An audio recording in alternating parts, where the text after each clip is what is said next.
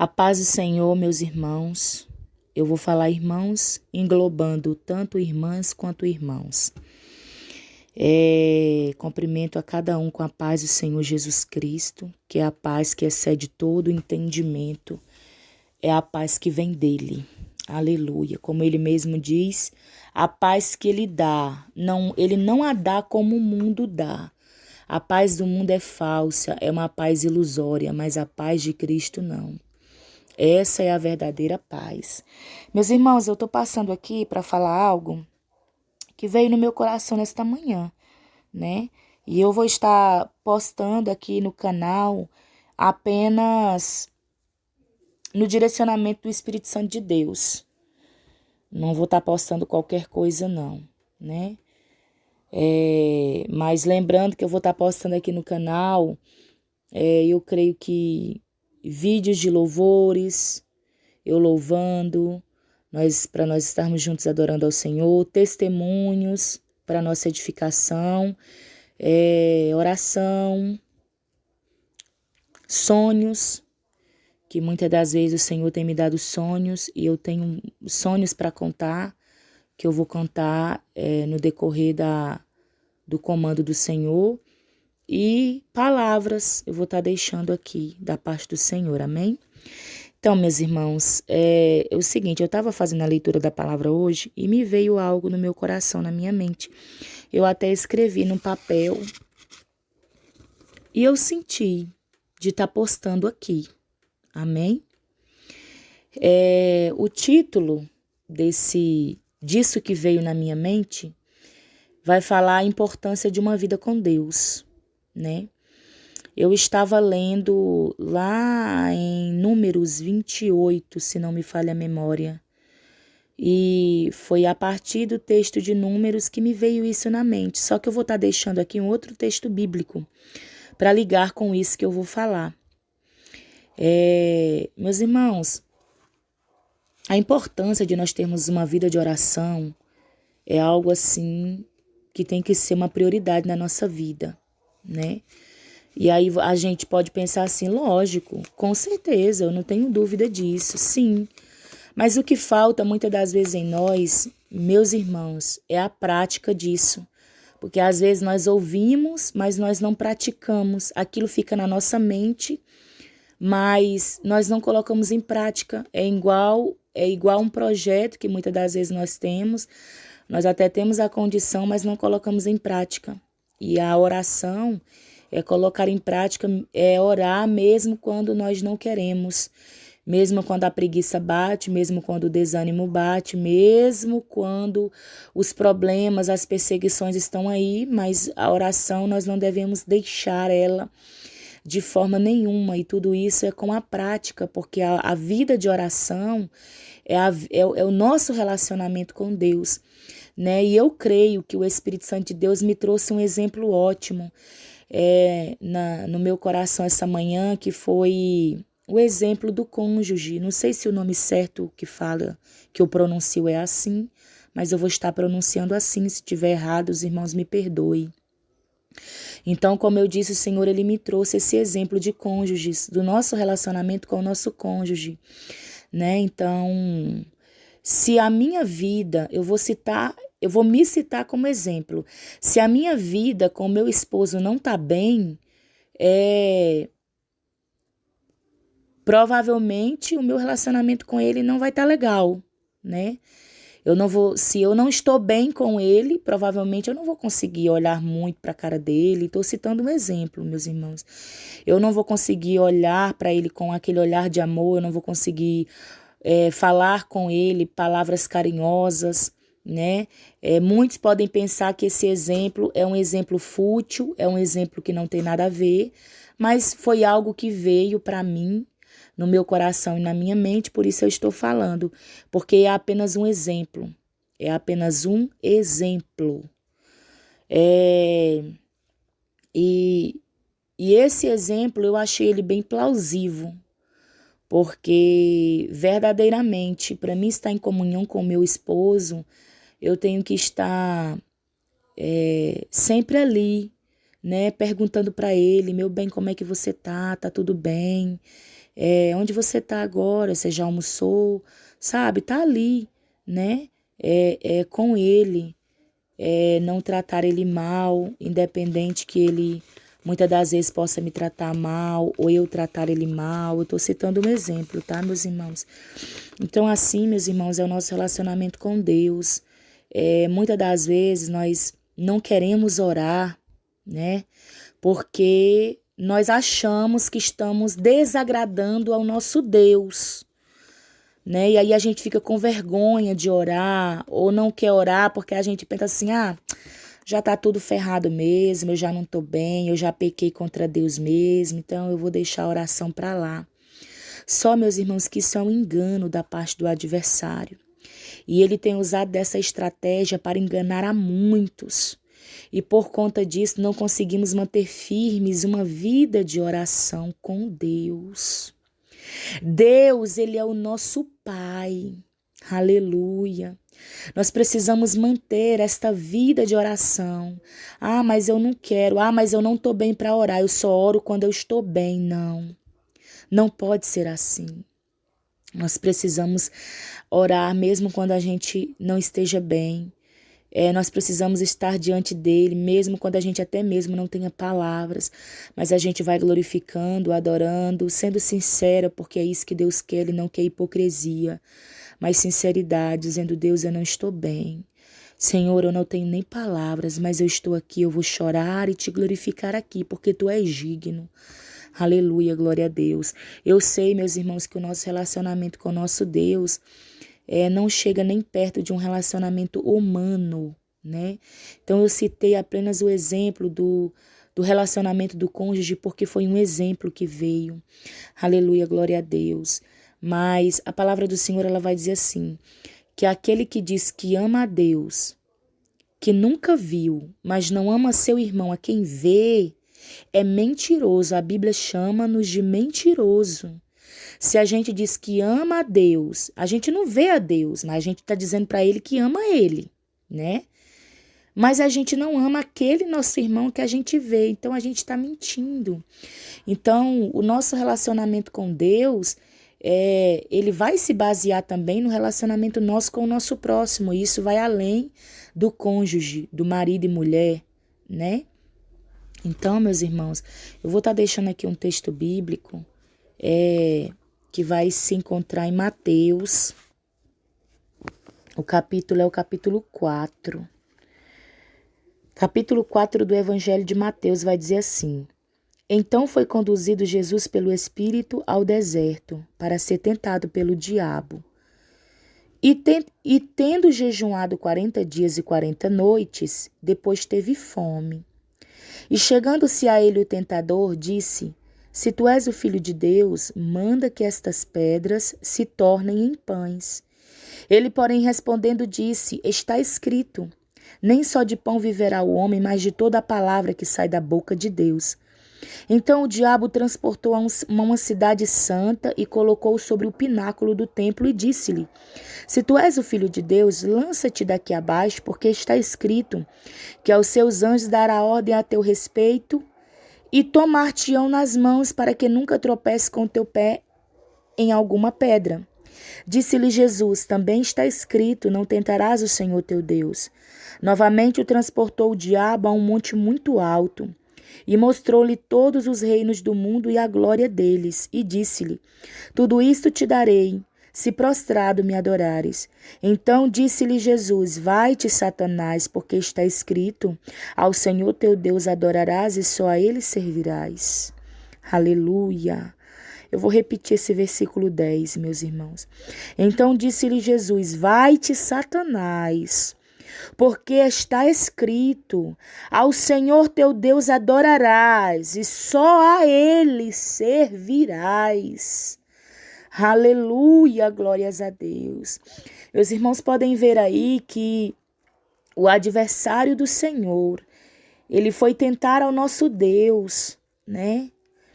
E ele disse ao Senhor por 2 vezes: Se tu és o Filho de Deus, né? Mas glórias ao nosso Deus, o nosso Senhor Jesus, ele ele tinha, eu vou citar essa palavra tinha no passado, porque a história vai se passar no passado. Né? O nosso Senhor Jesus, ele tinha um relacionamento com o Pai. Se nós formos olhar pelos evangelhos, Cristo a todo tempo ele diz que ele veio para fazer a vontade do Pai, não a vontade dele. Cristo estava ali sempre em comunhão com o Pai. O diabo tentou, mas o próprio diabo foi envergonhado, porque Cristo sabia quem ele era no Pai. E o diabo disse: tu és o Filho. Cristo sabia quem ele era no Pai. Aleluia, glórias a Deus. O nosso próprio Senhor, ele vai responder com a própria palavra. A importância, meus irmãos. Jesus disse que quem está nele, as suas palavras estão em nós. Se nós estivermos nele, a palavra dele tem que estar em nós.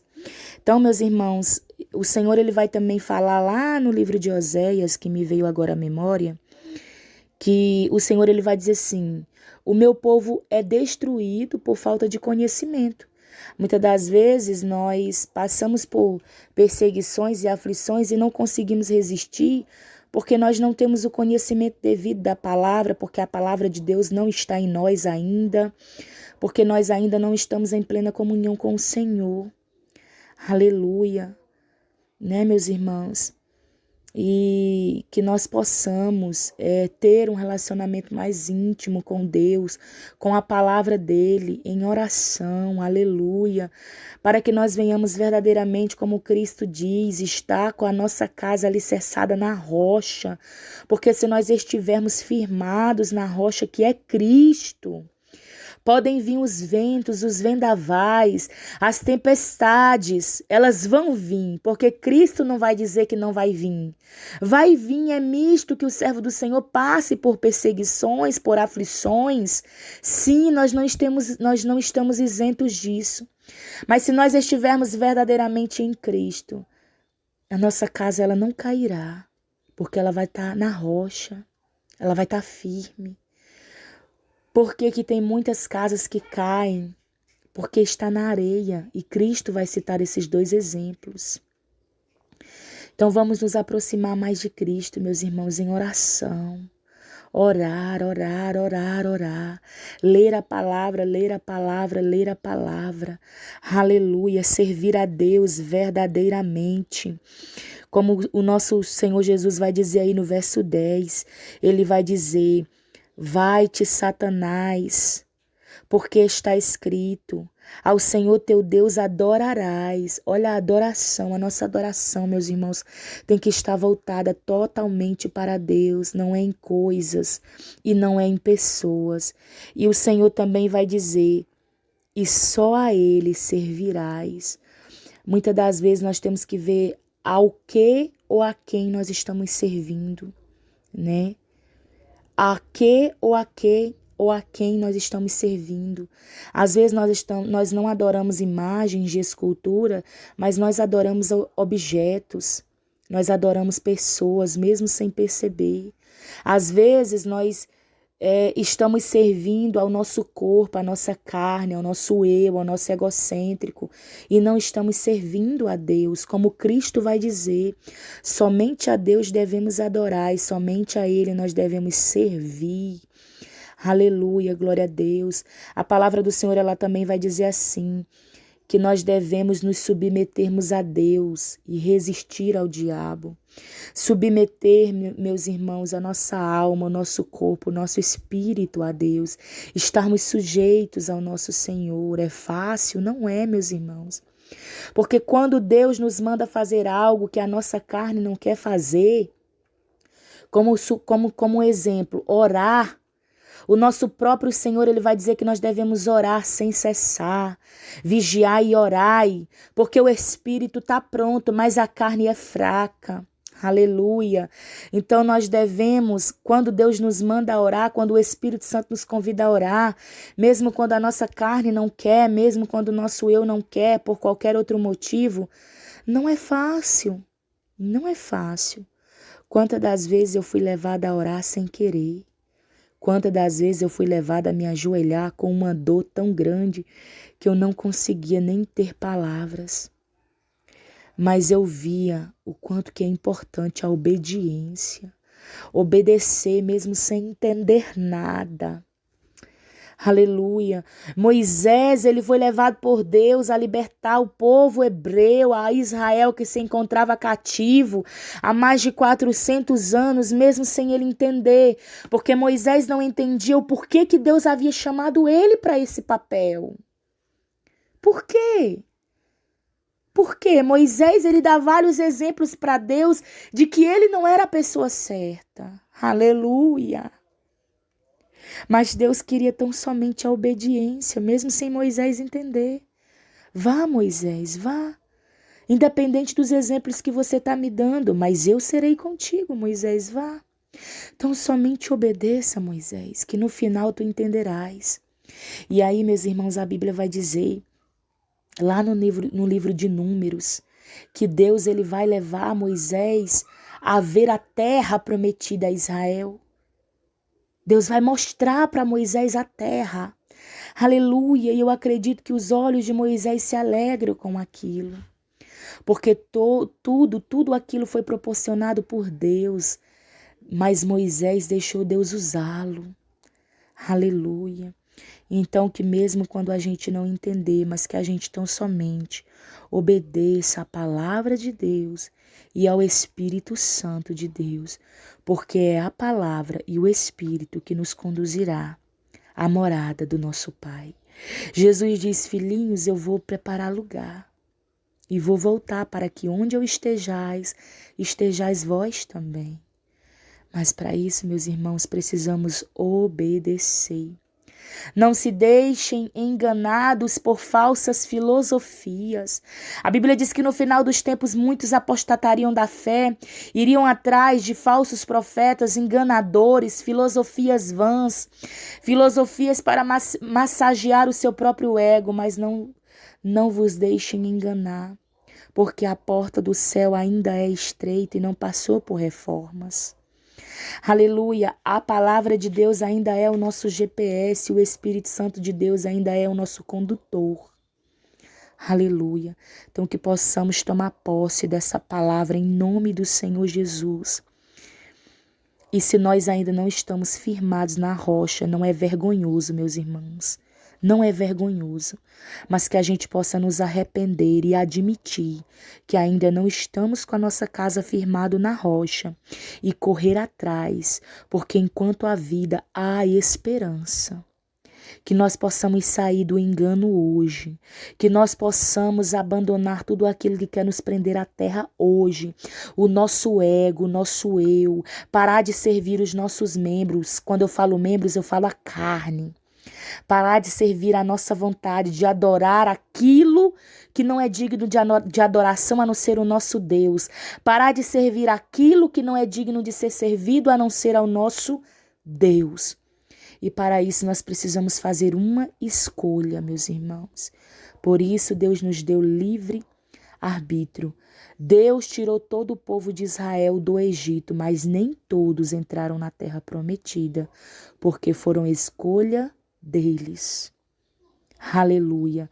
Assim é com o nosso Senhor Jesus Cristo. A Bíblia diz que Deus amou o mundo de tal maneira que deu seu Filho unigênito para que todo aquele que nele cresce, aleluia, não perecesse, mas tivesse a vida eterna. Todos nós temos a escolha. Jesus já veio, morreu por todos, mas só vai entrar no céu aquele que quer tomar posse da promessa. Aquele que quer entrar pela porta estreita. Assim como Deus tirou Israel do Egito, todos nós que queremos também somos tirados do Egito.